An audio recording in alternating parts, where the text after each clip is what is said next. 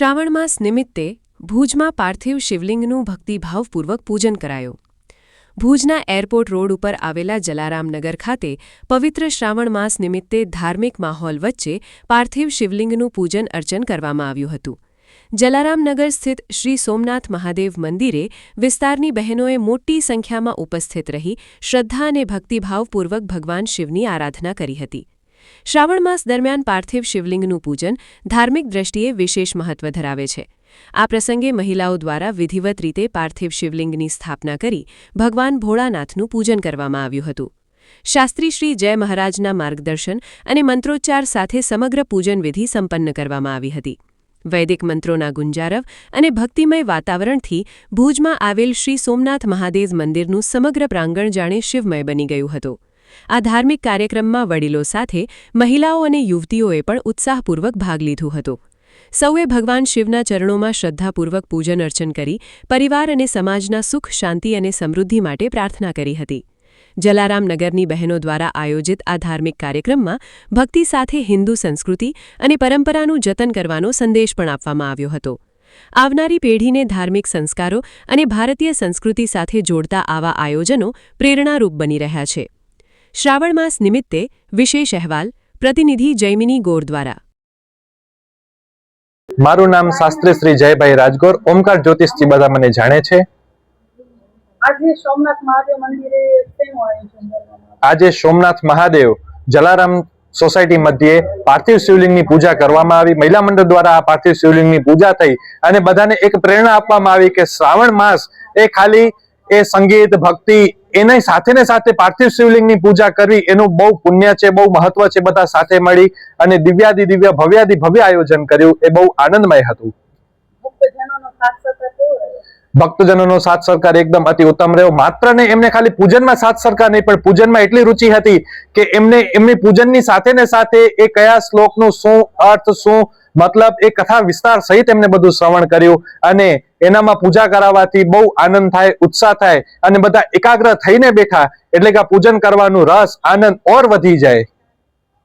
કર્મકાંડી બ્રાહ્મણ તરીકે તમે ભક્તજનોને શું સંદેશ આપશો? કર્મકાંડી બ્રાહ્મણ તરીકે ભક્તજનોને હું એ સંદેશ આપવા માંગીશ કે શ્રાવણ માસ અંતર્ગત જે પાર્થિવ શિવલિંગની પૂજા કરવામાં આવે તો હું સૌપ્રથમ તેનું મહત્વ જણાવું કે પાર્થિવ શિવલિંગની પૂજા કરવી એ માં પાર્વતીએ મહાદેવને પ્રસન્ન કરવા માટે કર્યું હતું. જ્યારે એક પુરુષ 365 દિવસ શિવ મંદિરમાં જઈને પૂજા કરે અને એ માતાઓ બહેનો માત્ર એ 26 થી 27 દિવસ એ બેસીને પાર્થિવ શિવલિંગની પૂજા કરે, એ પુરુષ એ 365 દિવસ જેટલું પુણ્ય કરે ને આ મંદિરની બહાર પાર્થિવ શિવલિંગ બનાવી અને માત્ર એટલા દિવસમાં પુણ્યની પ્રાપ્તિ થાય. તો બધાને જ આ પાર્થિવ શિવલિંગની પૂજા કરવી જોઈએ. માતાઓ બહેનોને એમના થકી આવનારી જે પેઢી છે, જે યંગ જનરેશન છે, એમને પણ આ જાણવા મળે, શીખવા મળે અને આનાથી ધર્મનો પાયો ટકી રહે. મારું નામ સંગીતા જયદીપ માકર.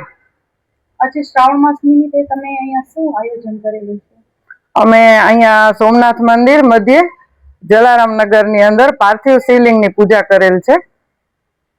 અને આવનાર સમય માટે શિવ ભક્તોને તમે શું સંદેશો આપવા માંગશો? આવનાર સમય માટે શિવ ભક્તોને એ જ પ્રેરણા છે કે ભાઈ આ શિવ ક્યારેય અનાદિ દેવ છે, એને હંમેશા પૂજા કરતા રહ્યો અને એનું ફળ આપણને મળે જ છે.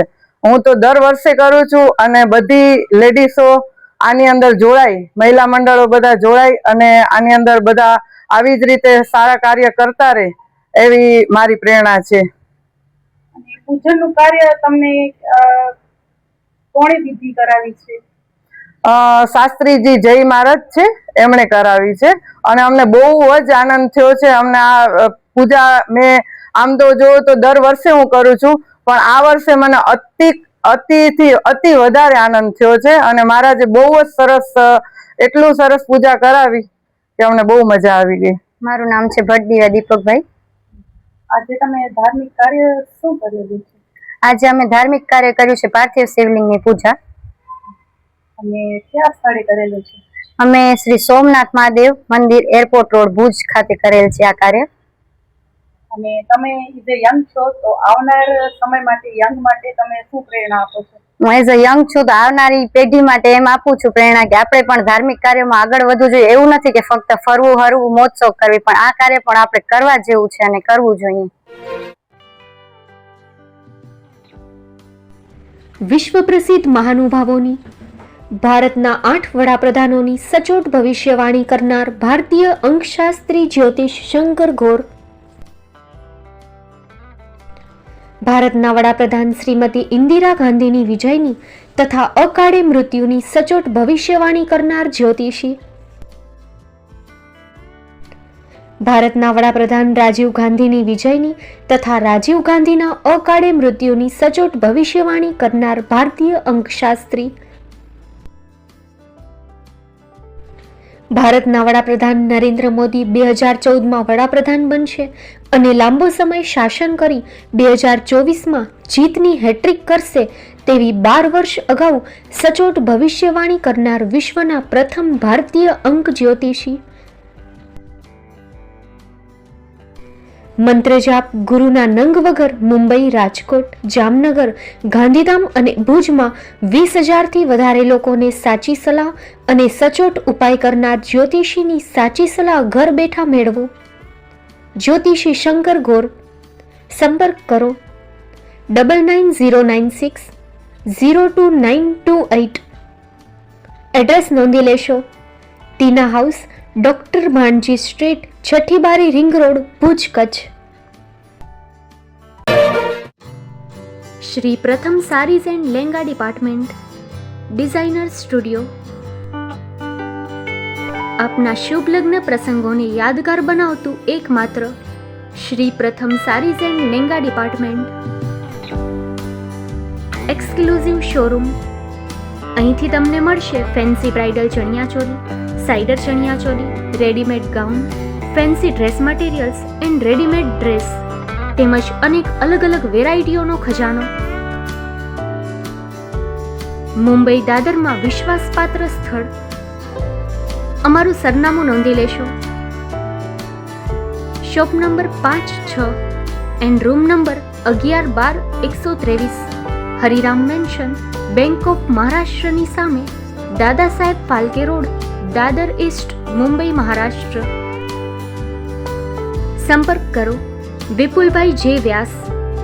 Mobile number 9769781930, 9082438586. તો તમે રાહ કોની જુઓ છો? આવો, તમારા પરિવાર અને મિત્રને પણ સાથે લઈ આવજો.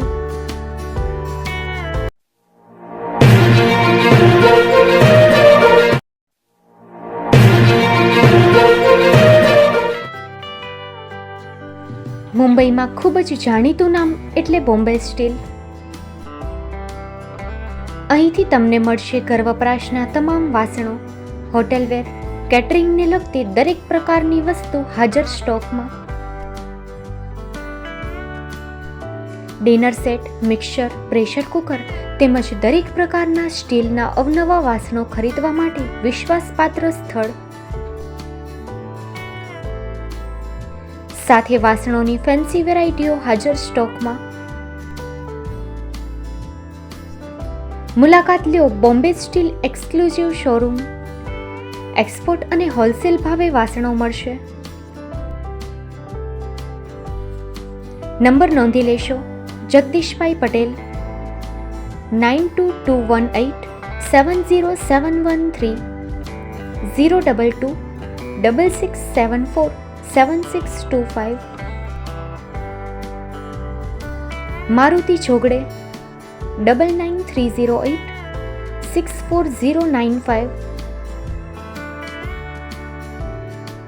Website www.thebombasteel.com.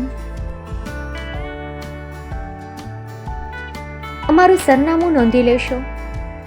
Bombay steel, shop number 16-18, Godiji building, Tamba Kanta, Pydhonie, Kalbadevi road, Mumbai 400003, Maharashtra.